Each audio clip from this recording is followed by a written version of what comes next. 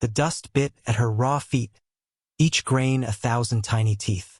Evelyn stumbled, a dry cough tearing through her chest, rattling the life within her.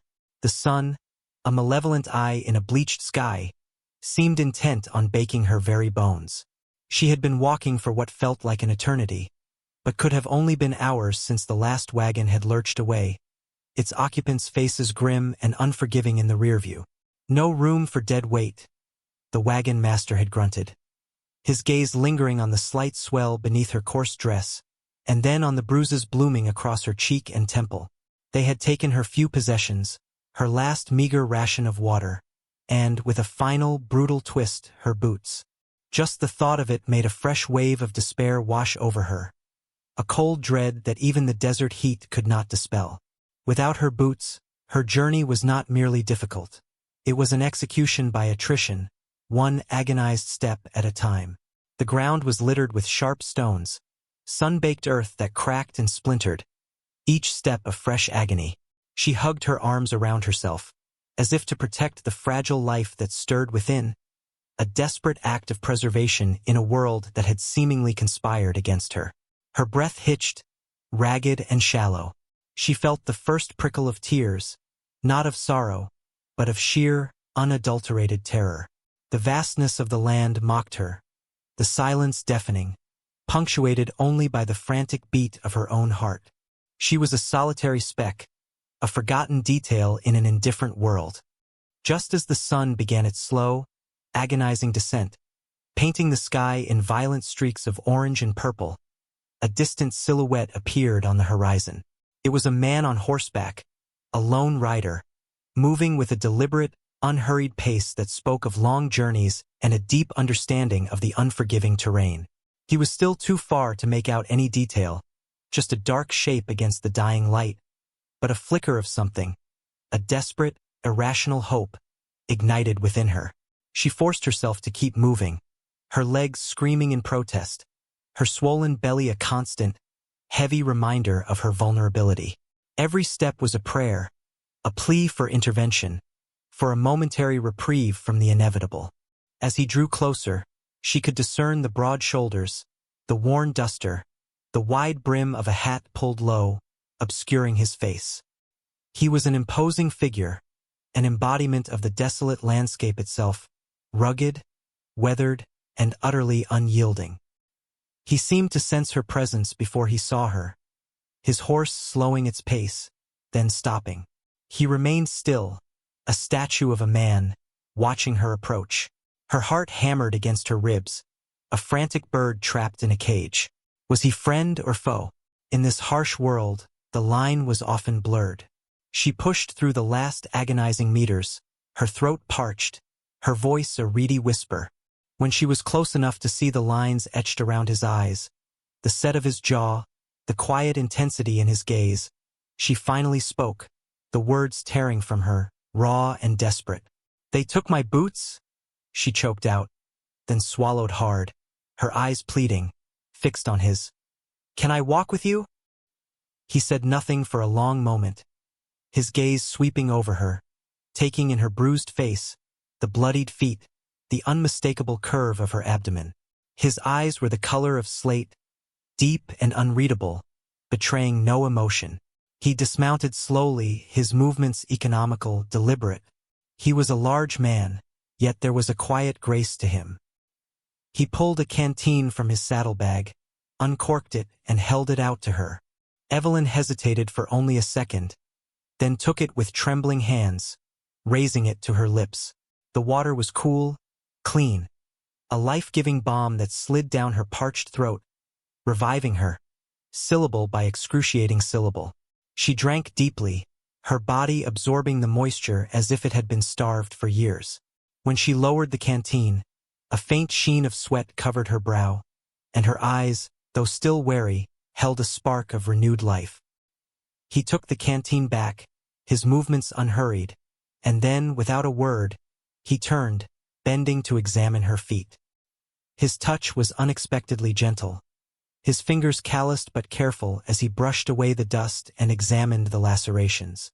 A wave of shame washed over her, the humiliation of her helplessness. but it was quickly overshadowed by a fragile, burgeoning hope. He straightened, then moved behind her, placing his hands on her waist. He didn't ask, didn't explain. He simply lifted her. The world tilted for a moment, and then she was seated, not on his horse, but in his arms, held close against his broad chest. His silence was not threatening, but a sanctuary, a quiet fortress in which she could momentarily surrender to the exhaustion that had been threatening to consume her. He settled her carefully onto the saddle, supporting her with one arm as he swung himself up behind her. The horse, a sturdy bay, shifted beneath them, then settled. He didn't ask her name, didn't demand an explanation. He simply turned the horse's head towards the fading light, and they rode. The rhythm of the horse's hooves became a lullaby, a steady beat against the vast silence of the plains. Caleb. She had learned his name simply by overhearing him speak to his horse. A quiet murmur, a low, rumbling sound that was more a vibration than a word. He spoke little, his eyes constantly scanning the horizon, his hand resting lightly on the pommel of his saddle. He offered her his coat when the desert chill bit into them, shared his meager rations of jerky and hardtack, and found sheltered spots for them to rest when the nights grew long and cold. Evelyn watched him, a silent observer. She saw the way his eyes tracked the flight of a hawk, the subtle shift in his posture when he sensed something in the air. He was a man shaped by the land, unburdened by unnecessary words, his presence a quiet, unwavering pillar of strength. Slowly, imperceptibly, the knot of fear in her stomach began to loosen, replaced by a cautious, tentative trust. She was still a woman alone, bruised and pregnant, but she was no longer abandoned. She found herself watching his calloused hands as he tended the fire each evening, the way the flames danced in his unreadable eyes. She imagined the stories those hands could tell, the burdens they had surely carried. There were days when the pain in her feet, though wrapped in strips of cloth he had torn from his own shirt, was so intense that she thought she could not bear it. Her body, already pushed to its limits by the burden of pregnancy, screamed in protest. Yet, she found a resilience she hadn't known she possessed. Each morning, she woke to the crisp, cold air, the distant cry of an unseen bird, and the sight of Caleb already breaking camp, a silent silhouette against the dawn. He never hurried her, never pushed her beyond her limits, but his steadfastness was a quiet demand for her own perseverance. One afternoon, as they navigated a particularly treacherous rocky pass, the sun beating down mercilessly, a sudden, sharp pain lanced through her lower back. She gasped, clutching at her belly. Caleb, who had been leading the horse, stopped instantly, his head turning. He didn't need words. He saw the grimace of pain on her face, the way she instinctively bent forward. He was beside her in an instant, his large hand resting gently on her arm. "The child?" he asked, his voice low, deeper than she remembered. It was the longest sentence he had spoken to her. She nodded, tears pricking her eyes, not from the pain, but from the sudden, overwhelming vulnerability that his simple question had exposed. He helped her dismount, guiding her to a small, sheltered alcove in the rocks. He didn't fuss, didn't panic. He simply laid out a blanket, offered her more water, and then sat a little distance away, his back to her, but his presence a steady anchor. She closed her eyes, trying to breathe through the contractions that were now coming with an alarming regularity.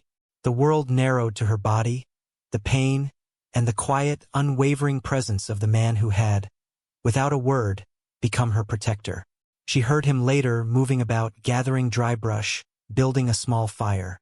The smell of smoke drifted into the alcove, a primal comfort.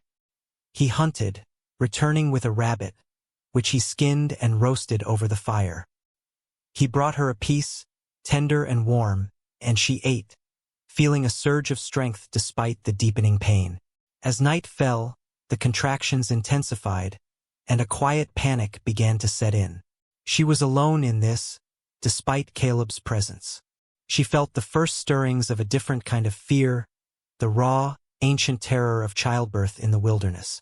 She cried out, a strangled sound torn from her throat, and instantly, Caleb was there.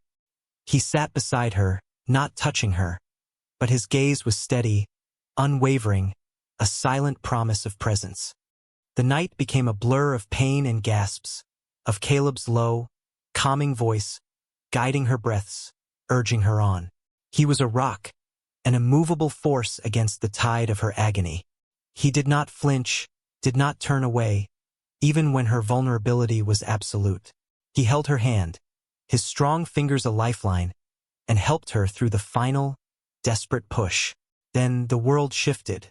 A small, wailing cry split the night, a sound so raw, so utterly miraculous, that it brought tears to Evelyn's eyes. Caleb, still silent, cut the cord with a knife he had cleaned over the fire, his movements precise and sure. He wrapped the tiny, squalling bundle in a clean piece of cloth, then placed her in Evelyn's arms. The touch of her daughter, warm and impossibly soft against her skin, was a revelation. It was as if the universe had condensed all its hope into this tiny, perfect being. Evelyn, bruised and exhausted, yet filled with a fierce, protective love, looked up at Caleb. His face was streaked with dirt and sweat, but his eyes, those previously unreadable slate eyes, held a soft, almost tender light. He simply nodded, a slight, almost imperceptible gesture, but it conveyed more than any words could. In that moment, the silent understanding between them solidified into something profound, a bond forged in the crucible of shared hardship and desperate hope. The following days were slow, a quiet recovery. Caleb found a trapper's cabin, long abandoned but sturdy, a temporary refuge from the elements. He hunted, brought her fresh water, tended to her and the baby with a quiet devotion that astonished her.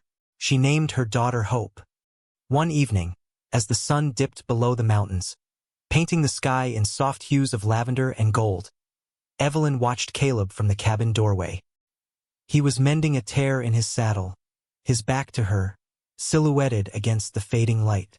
He was still a man of few words, but his actions had spoken volumes, inscribing a new chapter in her life that she could never have imagined.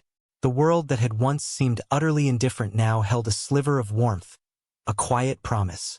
She had arrived on his path as a broken thing, stripped of dignity and hope, but through his silent strength and unwavering presence, she had found not only survival, but a renewed sense of self, a profound resilience she hadn't known she possessed. She had faced the depths of despair and emerged, not unscathed, but undeniably stronger. Her journey was not yet over, but the path ahead, though still uncertain, no longer felt insurmountable. She walked back inside, the infant hope stirring contentedly in her makeshift cradle. The cabin, small and rustic, felt more like a home than any place she had known in years. Caleb entered a moment later, his gaze falling first on the child, then on Evelyn. There was a quiet acceptance in his eyes, a shared knowing that transcended language. They had found each other on the brink of ruin, two disparate souls brought together by the harsh whims of fate, and in their unlikely union, they had forged something durable and true. The vast, silent land no longer seemed quite so lonely. It held the promise of a quiet future, of two souls, and a tiny new one, walking forward, together.